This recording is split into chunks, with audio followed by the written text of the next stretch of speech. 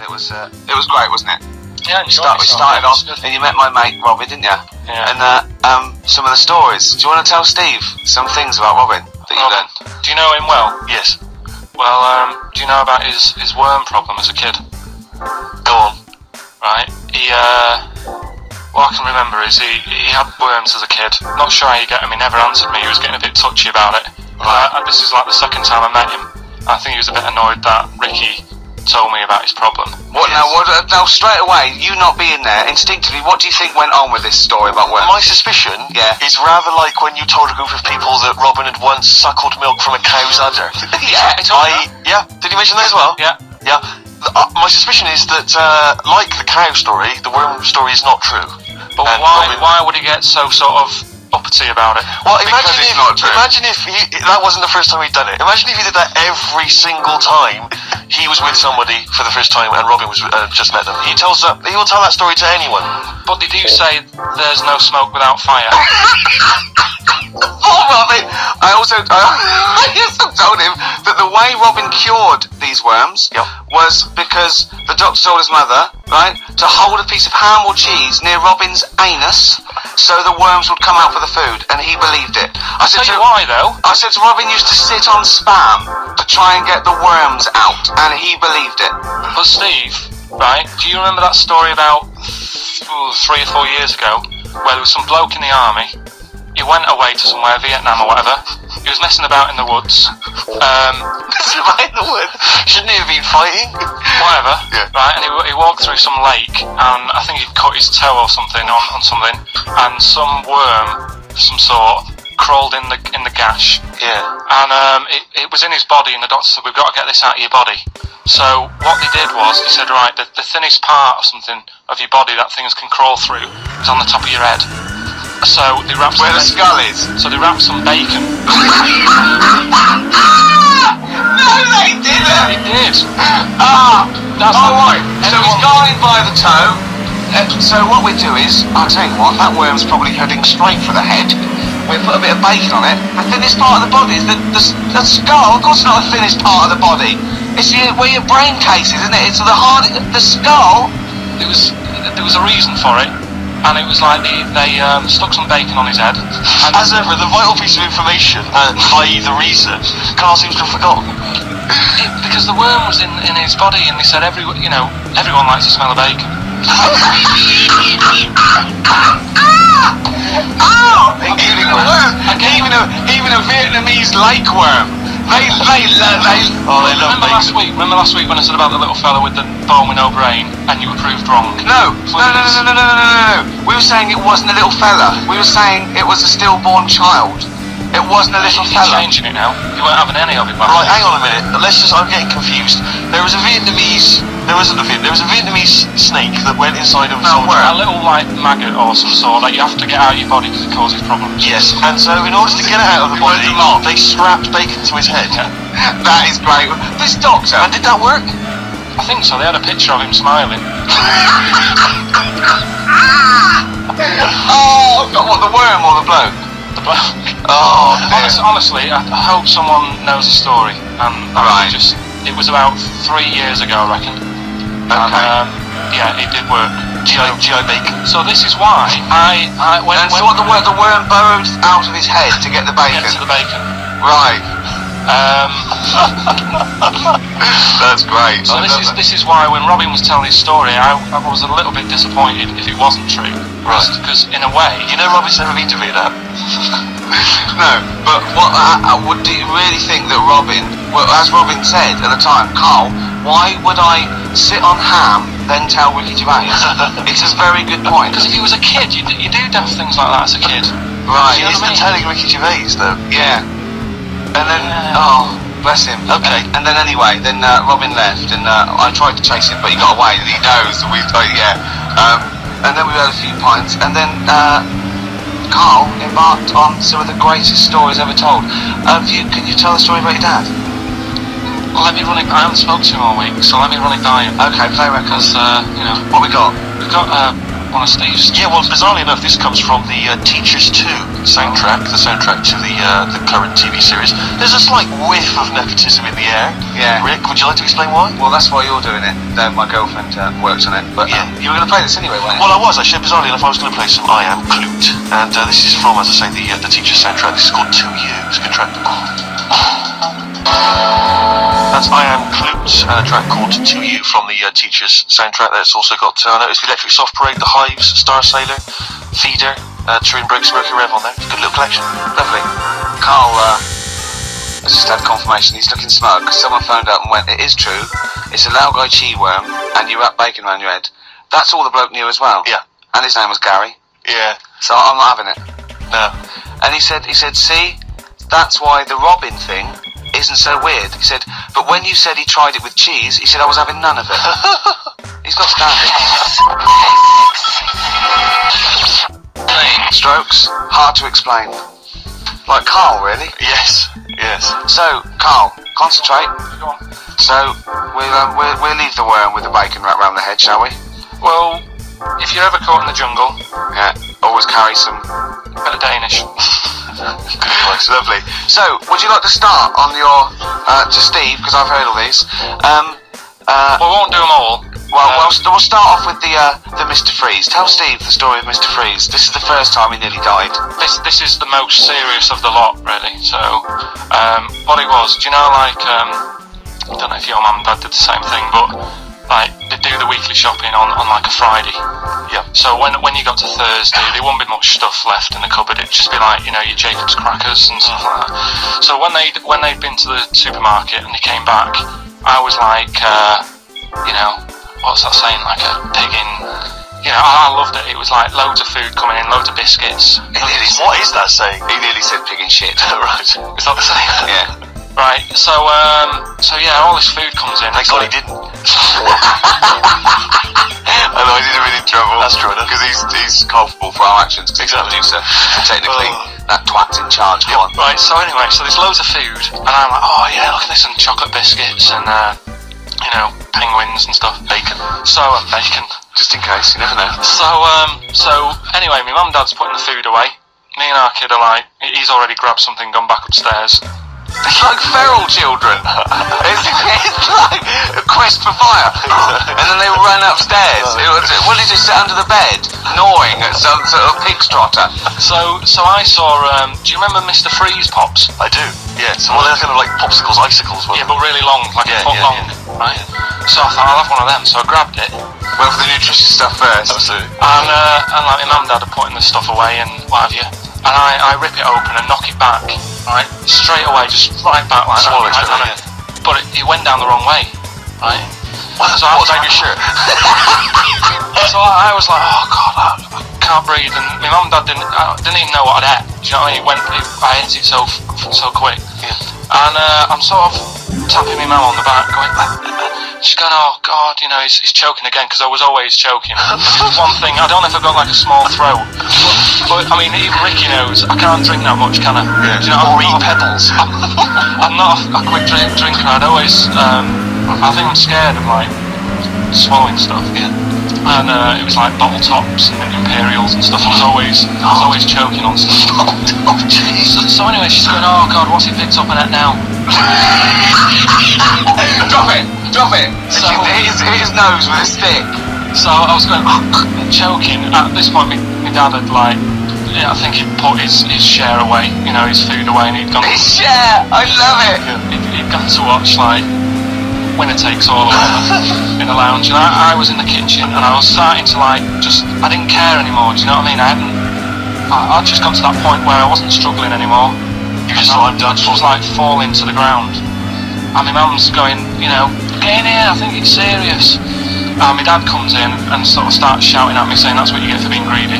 He didn't even know what I'd eaten. Well, it was the moment to teach you a lesson. So he's there like that, and my mum's going, oh look at him, and my lips were going purple, and my eyes were rolling into the back of my head. You look like Marilyn Manson. And so anyway, she grabbed me from behind and did that fireman thing. The Heimlich maneuver. Yeah. And you know, winded me, and it came up, and I was alright. What, the whole popsicle came flying back in? You see, that's what I don't understand, because there was nothing there. No, it's just a little bit. No, it swells up, doesn't it? Because it irritated it. So it went down your, this sort of like your epiglottis. It went down the wrong way, like it went into your air canal, your throat, and it sort of spasms, and that's the thing. You just got to calm it down and relax. So in time, I would have been alright. Yeah, well, no, you might have. So that's so that's hang on. So, but the weird thing is, like for like 3 days after that, I felt like a sort of special person. I went to school. I did full days. A special needs person. I went to school the next 3 days after that. I didn't like wag it or anything. I did full days. I love that. 3 days, turn everything. Exactly. After 3 days, you thought, screw it. Yeah, did a quick history exam. Right, next one. That's popsicle. That's popsicle hell. We call that. Right, next one. What's the next one? Oh, what about your paper round? Right, the paper round one. Paper round, I'd still say it's the best job I've ever had. And he means it. No, I really enjoyed it. It's like you don't have to work with anyone else, right? So you make your own rules. Just think of that. You sort of You're spreading information. Well, yeah, Vital information. Giving a service, and no one else is around. You know, you can just do what you want and think about stuff whilst you're cycling around on your bike. It's really good. Yeah. So anyway, Imagine the stuff he's thinking of when he tries to do it. I can't. Oh, So getting in the head of a salamander. So anyway, I loved it, and even though I only got like 50p a day, right, no matter what the weather was like and stuff, I used to get up at 4:30 and go and do the round. And why did you get up at 4:30? because I wanted to watch the Pink Panther at 5:30, so I wanted to get me paper round done. I said, why didn't you watch the Pink Panther? And then he went, I can't sit there thinking I've got my paper round to do. You'll ruin it for him. Yeah, so is it a good job or not? So 4:30 I was up and about, and this morning it was like winter, really bad winter, bad snow, you know, freezing cold, really windy and all that. And my mum said to me before I went to bed, she said, don't be getting up tomorrow, I'll give you the 50p. I said, it's not about the 50p. So, you know, people want the papers and stuff. So, Conscientious. so anyway, I went to bed thinking, you know, that's it. I've told her I'm still going, so, you know, whatever. Go to sleep, get up in the morning, and put all my kit on. And I used to have layers of clothing on because it was really cold. I had like a big anorak on with the fur on. I had like waterproof pants, and I got my paper round bag. And I went downstairs to get out and tried to open the door, and it was locked. So she'd locked it so I couldn't go out. So I'm searching around the house looking for the keys. She must have hid them somewhere. I thought, oh God, you know, I've got the papers to do. So I thought, how can I get out? So I went upstairs, climbed out of the bathroom window. God, right, and to try and jump out of the bathroom window onto the porch. But the problem was, I had so much gear on, I was like the Michelin Man, so I could hardly move as it is. Yeah. And I try and get out the window, and I'm like trying to stretch down like that, get my foot on the porch, and my bag got caught on like the hook of, do you know, like how you have a hook so you can put the window open? Right, yeah. The little arm goes on. My bag had got caught on that. I was holding on to the wall and my foot on the thing, so I couldn't sort of pull it away in case I pulled it away and it fell on my head. Yeah. So I'm stuck there, Dangling. My dad comes back from working nights. Yeah. He thinks I'm a burglar. Gets out his gun. So he's shouting and stuff, going mad and going, Dad, it's me. And he had to give us a hand using a... He's heard that wily trick in Manchester before. He had to help me using a washing prop thing, a big stick. What did he do? Well, he said, just hold on for your dear life, and I'll sort of push the paper bag off the hook. Why didn't he go upstairs and sort it out? It was at that point where I was in the middle, there was nothing you could do, do you know what I mean? It's at that point where you've just got to make a decision. Yeah. And by the time you go upstairs, who knows what might have happened. Do you know what I mean? You've got to act there and then, not messing around. Yeah. So you could hear downstairs, now here he is, the Pink Panther. Yeah. Dad! Hurry up! Ever so pink. so that was close to death, because I must have been about 30 foot in the air. So, to cut a long story short, he gave me about 4 or 5 near-death experiences, and he went, and the whole point of this, he went, so that's why I think I'm going to die of something horrible, like cancer. And I went, why? He went, right, you ready for this? Yeah. He said, well, I don't check my balls. Wait. He said, I don't like the feel. Carl, always check your balls. I don't like the feel. Why don't you like the feel of your own balls? It's just, I mean, you know that I don't like bodies anyway. Right. Do you know what I mean? It worries me a bit that you've got all that going on in your body, right, and your skin's keeping it all in place. Stop. We're going down a whole other avenue of discussion. Let's play a track, let's come back to it.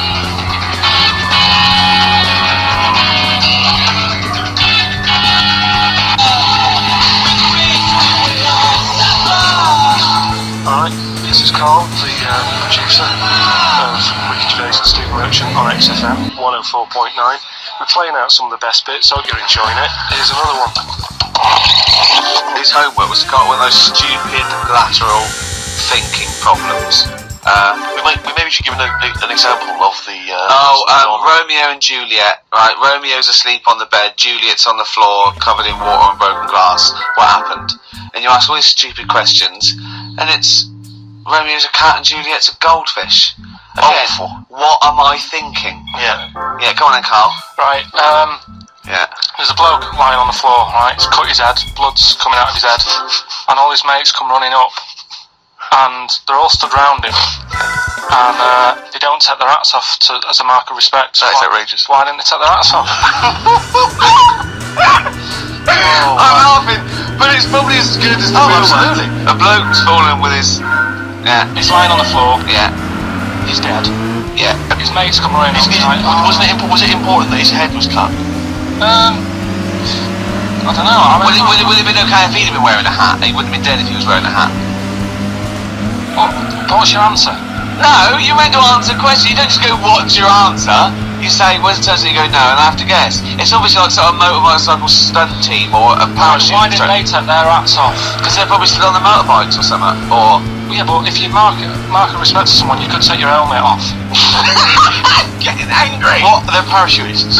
Why couldn't they take their helmets off? Because they're still coming down for they're this still... Well, he's on the floor dead. Well, But they can look down and see him on the floor. Are they on the floor, Carl? They're on the floor as They're well. walking, are they?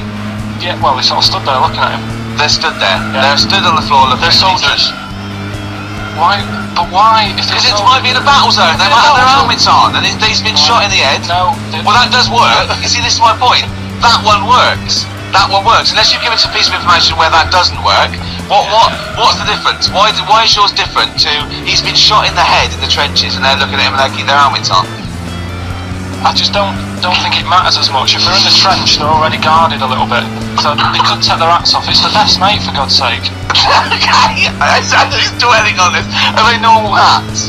What kind of hats are they? The answer. No, don't get ratty. What kind of hats are they? Baseball If hats? I told you what sort of hats they are, you'd have the answer. Wow. Okay, I've got to guess what sort of hat it is then, have I? Right. Is it a trilby? No. Is it a I know what it is. What? They're spacemen. No. Oh, that's a good That one works as well. Yeah. This is my point. I like that one a lot. It works. He's fallen on the moon, and not that the moon happened. It was set up, wasn't it, in the studio? We know that. Yeah. Okay, Carl. What's your answer? Builders on a building site. Why is that different to soldiers? Because bricks don't fall in wars. But bullets fly. Right. Let's play a record and we'll come back to it, Carl, while you think about what you've done. Oh yeah. You've embarrassed Let's play some yourself. classic Suede. Yeah, this is for David and Kieran. I think you wanted a bit of Butler. XFM 104.9. I'm Richard Baines with Steve Merchant, Carl Pilkington, Steve. Yeah, well, we were talking about the news just now, and there was a story I heard in the week, I think, and it was on the radio, and I don't know all the details, but what I heard was that a number of, I think it was Falkland, maybe Gulf War veterans, were, I think, suing or complaining to the government because they wanted compensation for post-traumatic stress disorder. Now, I don't know all the ins and outs of it, but it seems to me that if you're in the army and you're a soldier, a certain degree of trauma is kind of inevitable. I mean, after all, if you're any good at your job, you are going to see people getting killed. So I don't understand what the ins and outs are. I don't know why. Everybody came back and Tony Blair met him and go, alright, well not really, no.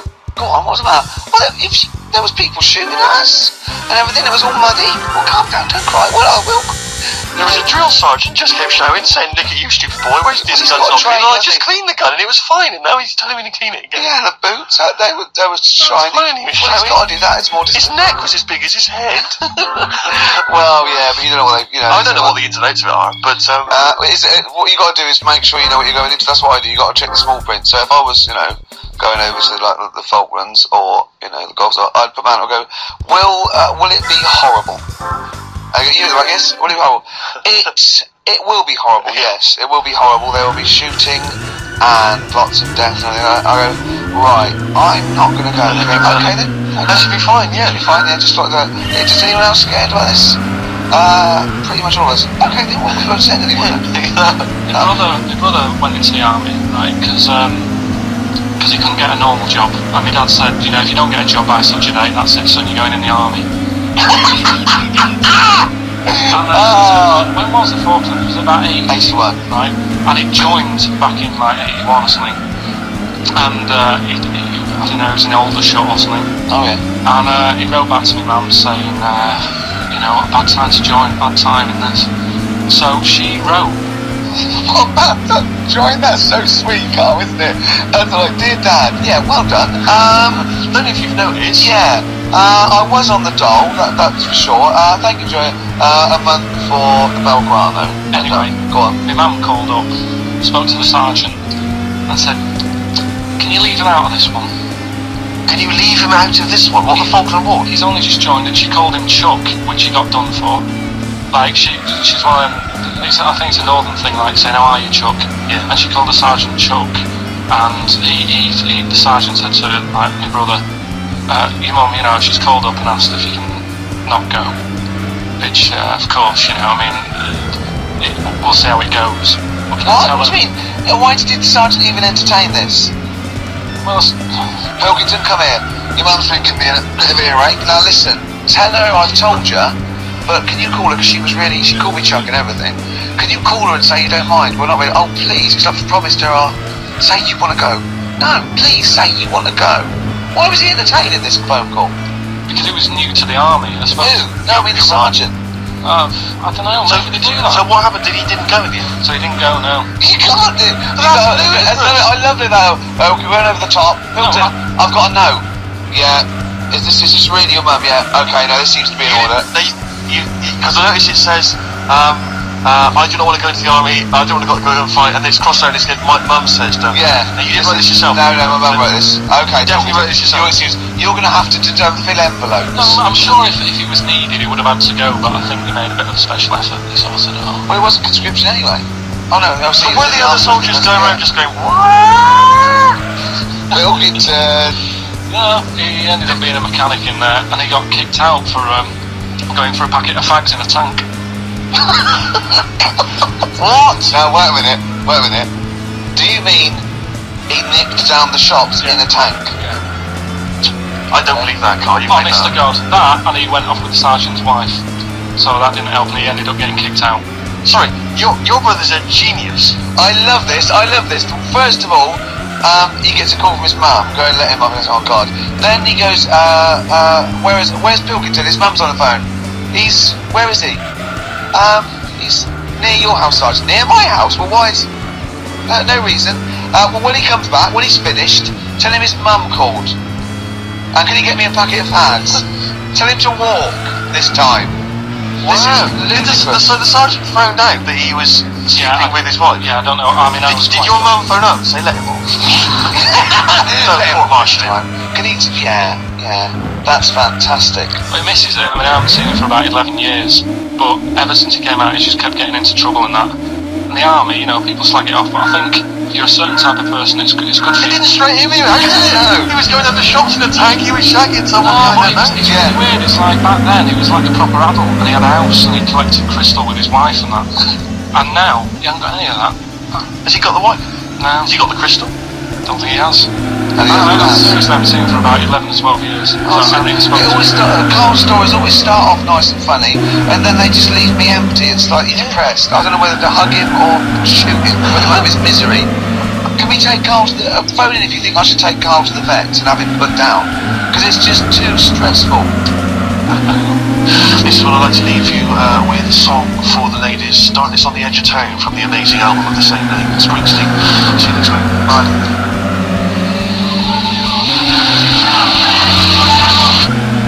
Feeder, come back around on XFM 104.9, listening to Ricky Gervais.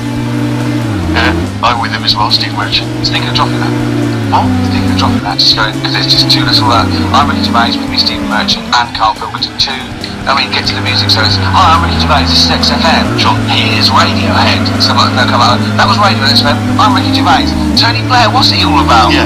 That sort of, it's not on a fast, because I'm quite, on a serious note, and you've always been saying it, I listened to an old show, because when Carl was confined, I listened to an old show, and I listened to me, and I'm really concentrating now because I sounded like the most inarticulate, brain-damaged old drunk I have ever heard given a show.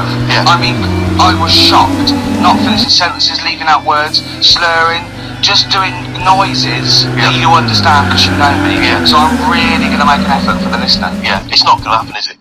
You're going to give up after about 3 But I thought you were joking. And I thought it was like, he's to take it there. Did it then, you see? Again, I don't quite know what that sentence meant. No, but... Well, of course, I've got also your body language and your facial gestures, but obviously the listeners have got nothing else. They've just got the voice. They've just got the voice for it. That's all they've got. That's all they can rely on. Yeah. And when Carl Pilkington is the man holding the show together, When he's the that's quite most damning. articulate. Exactly. Exactly. How did I come across? You came across as lovely. I mean, I did an interview yesterday, right? And I was trying to describe you to this journalist, and I was going, it's like a